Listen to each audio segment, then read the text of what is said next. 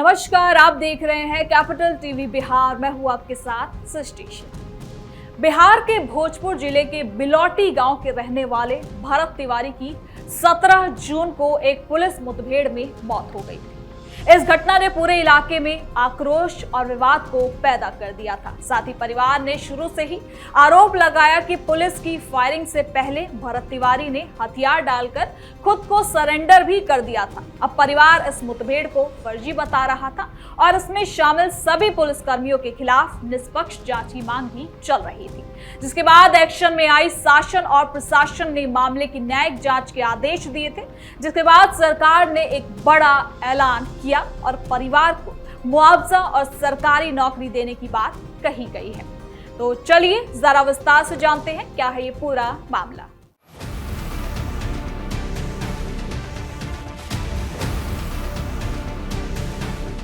भरत तिवारी के परिवार के वकील संजीव कुमार सिंह ने दावा किया कि ये कोई आम सी मुठभेड़ नहीं, बल्कि कई अधिकारियों की सोची समझी साजिश थी। उन्होंने मीडिया के सामने इस साजिश की टाइमलाइन रखी। उनके मुताबिक 5 अलग अलग हथियारों से 5 अलग अलग पुलिस अधिकारियों ने गोलियां चलाई। वकील ने कहा कि दोषियों की गिरफ्तारी के लिए राष्ट्रपति को याचिका भी दी गई थी, जिसे मुख्य सचिव को भेज दिया गया। इसके बाद जांच में तेजी आई, गिरफ्तारियां शुरू हुई। साथ ही भरत तिवारी की मां ने मुख्यमंत्री से मुलाकात की थी, जिसके बाद मुख्यमंत्री ने भी कड़ी कार्रवाई का आश्वासन दिया, जिसके बाद एसटीएफ अधिकारी अक्षय कुमार की गिरफ्तारी होती है। अब इसके साथ ही वकील ने आगे बताया कि इस हत्या की साजिश 16 जून से ही रची जा रही थी, जिसमें एक पुलिस अधिकारी, एक एसडीएम और एक स्थानीय नेता शामिल थे।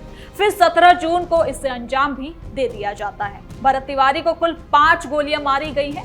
पहले 3 गोलियां दागी गई थी और फिर उसे जबरन एक गाड़ी में डालकर बैठाया जाता है।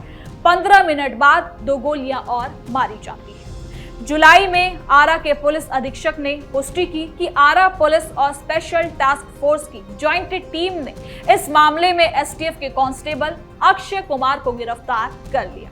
अक्षय की पहचान मामले में शामिल पुलिसकर्मियों के रूप में हुई है। अब साथ ही न्यायिक जांच की अंतरिम रिपोर्ट के मुताबिक इसके आधार पर बिहार सरकार ने भरत तिवारी के परिवार को आर्थिक सहायता और एक परिजन को सरकारी नौकरी देने का फैसला लिया।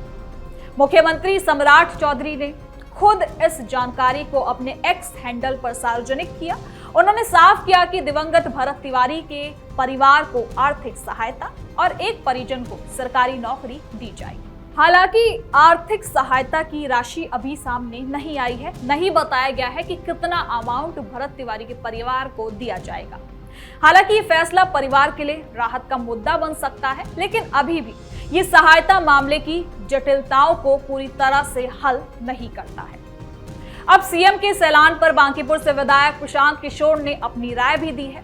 उन्होंने कहा कि जिन लोगों ने गोली चलाई उन पर कार्रवाई होनी चाहिए। एक बांकीपुर की हार से भरत तिवारी के परिजनों के साथ न्याय की शुरुआत नहीं हुई है। इसके साथ ही और क्या कुछ कहा है, आइए आपको सुनाते हैं। कि ये परिवार को नौकरी देना, पैसा देना तो ठीक है, उनका हक सरकार ने किया है, लेकिन इससे न्याय नहीं होगा।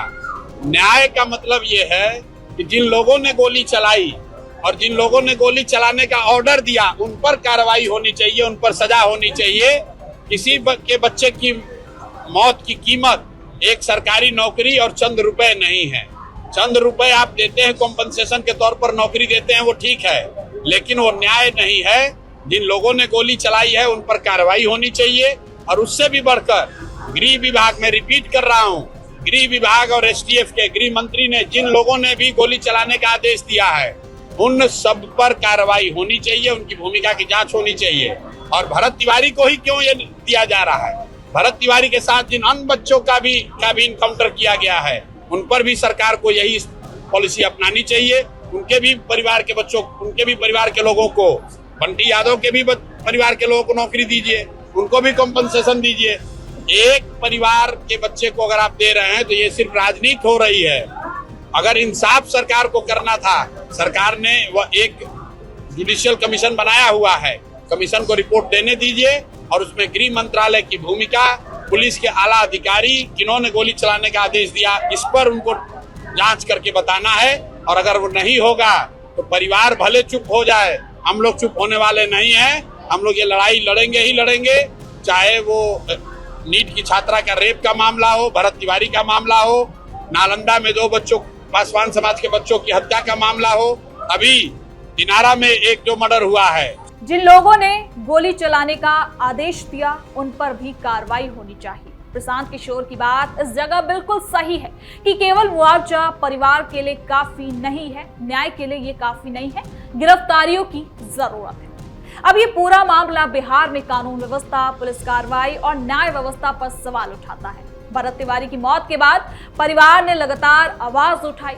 उन्होंने आरोप लगाया कि सरेंडर के बावजूद फायरिंग की गई। अब इस दावे ने जांच को और ज्यादा गति दे दी। आपको बता दें कि न्यायिक जांच शुरू हुई और अंतरिम रिपोर्ट के आधार पर सरकार ने सहायता का ऐलान किया। साथ ही एक पुलिसकर्मी की गिरफ्तारी भी हुई जो परिवार के आरोपों को कुछ हद तक वजन भी देता है। अब इसके साथ ही वकील की टीम ने साजिश का पूरा ब्यौरा किया। उनके मुताबिक योजना एक दिन पहले से ही तैयार की जा रही थी। इसमें स्थानीय प्रशासन और पुलिस के कुछ लोग शामिल बताए गए। गोलियों की संख्या और समय का अंतर परिवार की कहानी को और ज्यादा मजबूत करता है।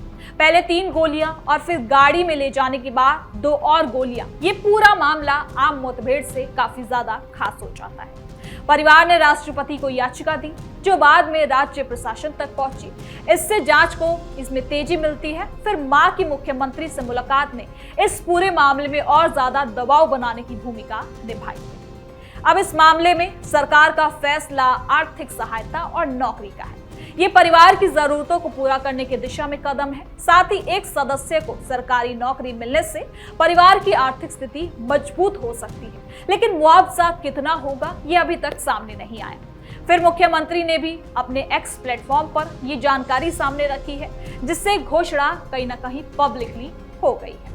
लेकिन विपक्षी इस मुआवजे को अधूरा बता रहे हैं, खासकर प्रशांत किशोर।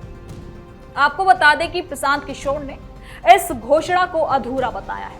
उन्होंने जोर दिया कि केवल एक परिवार को राहत देकर बाकी जो पीड़ित हैं उनको नजरअंदाज भी नहीं किया जा सकता है। भरत तिवारी के अलावा बहुत ऐसे मामले हैं जिन पर कार्रवाई होनी चाहिए। उन्होंने बाकी कुछ मामलों का भी जिक्र किया जिसमें बंटी यादव का नाम भी शामिल है। साथ ही नीट छात्रा हत्या मामला का भी जिक्र किया और इनके लिए भी न्याय की मांग की है। और खास बात तो यह है कि प्रशांत किशोर की बात में सुरक्षा की मांग सबसे ज्यादा ऊपर रही है।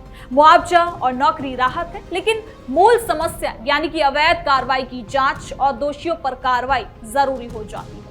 उन्होंने न्यायिक रिपोर्ट का इंतजार करने और आदेश देने वालों की भूमिका जांचने पर भी बल दिया है। अब साथ ही ये घटना बिहार की राजनीति और प्रशासनिक व्यवस्था दोनों को प्रभावित करती है। मुठभेड़ के मामलों में अक्सर विवाद होता है। परिवार के आरोप और वकील के दावे जांच एजेंसियों के लिए चुनौती है। गिरफ्तारी एक शुरुआत है, लेकिन पूरी जांच पूरा होने तक अभी बाकी है। अंतरिम रिपोर्ट पर आधारित फैसला परिवार को राहत देता है, पर विपक्ष इसे अभी भी पूरा नहीं मानता और परिवार भी चाहता है कि आगे और पुलिसकर्मियों पर भी कार्रवाई हो। साथ ही आपको बता दें कि भरत तिवारी की मौत के बाद इलाके में आक्रोश फैल गया है। लोग इस घटना पर चर्चा कर रहे हैं। भरत तिवारी को बता रहे हैं वो एक सामाजिक व्यक्ति था, वो लोगों की आवाज को उठाता था। परिवार न्याय की मांग पर अड़ा हुआ है। जांच शुरू होने और एक गिरफ्तारी होने से कुछ आश्वासन तो मिला है, लेकिन सरकार की घोषणा से परिवार को आर्थिक सहायता भी मिलेगा। लेकिन प्रशांत किशोर जैसे आवाजें कहती हैं कि ये पर्याप्त नहीं है। पूरे सिस्टम में जवाबदेही सुनिश्चित होनी चाहिए। मामले में शामिल अधिकारियों की भूमिका अभी जांच के अधीन है। वकील के मुताबिक साजिश में कई स्तर शामिल थे। एसडीएम और स्थानीय नेता का नाम भी लिया जा रहा है, जिसको लेकर भी भरत तिवारी ने एक वीडियो बनाया था, जिसके बाद इस मामले ने और ज्यादा तूल पकड़ा था। अब इन दावों की जांच होनी चाहिए। पुलिस पक्ष की पूरी कहानी अभी सार्वजनिक नहीं हुई है। न्यायिक जांच रिपोर्ट अंतरिम रिपोर्ट से आएगी और कहीं ना कहीं इस पूरी बात की स्पष्टता भी तब सामने होगी। अब परिवार के लिए ये लंबे संघर्ष का एक पड़ाव है। मां ने मुख्यमंत्री से मुलाकात कर आश्वासन लिया है। वकील ने कानूनी सहायता अपनाया है, रास्ता अपनाया है। याचिका से लेकर गिरफ्तारी तक की प्रक्रिया चली है। अब सहायता की घोषणा होने लगी है, लेकिन इंसाफ की पूरी मांग अभी भी बाकी है। इसके साथ ही प्रशांत किशोर ने कई मामलों का भी जिक्र किया है। नीट छात्रा का मामला, नालंदा के बच्चों की हत्या, इनमें सबसे मुआवजा देकर चुप कराने की कोशिश ना हो, ये कहना है प्रशांत किशोर का, बल्कि सुरक्षा को भी सुनिश्चित करना चाहिए। उनकी बात समाज की व्यापक चिंता को भी बताता है। मुठभेड़ के नाम पर होने वाली घटनाओं पर सवाल उठाना अब उनका ये बयान बताता है। हालांकि सरकार का रुख सहायता देने का है। अंतरिम रिपोर्ट पर आधारित ये फैसला जांच की दिशा में एक पॉजिटिव रिस्पांस भी बन सकता है। एक परिजन को नौकरी मिलने से परिवार की स्थिति भी सुधर सकती है। आर्थिक सहायता से तत्काल जरूरतें भी पूरी होंगी, लेकिन राशि का खुलासा भी कहीं ना कहीं होना चाहिए। अब भोजपुर के इस गांव से शुरू हुई ये घटना अब राज्य स्तर पर चर्चा का मुद्दा बन चुकी है। मुठभेड़, सरेंडर का दावा, गोलियों का क्रम, साजिश के आरोप, गिरफ्तारी, न्यायिक जांच और अब सरकारी सहायता, ये सभी चीजें मिलकर एक जटिल कहानी बनाती है। परिवार न्याय चाहता है, सरकार सहायता दे रही है, विपक्ष पूरी जवाबदेही की मांग कर रहा है। लेकिन देखना होगा कि अब इसके आगे भरत तिवारी एनकाउंटर मामले में क्या कुछ सामने आता है। तो फिलहाल के लिए इस खबर में इतना ही। देखते रहिए कैपिटल टीवी बिहार।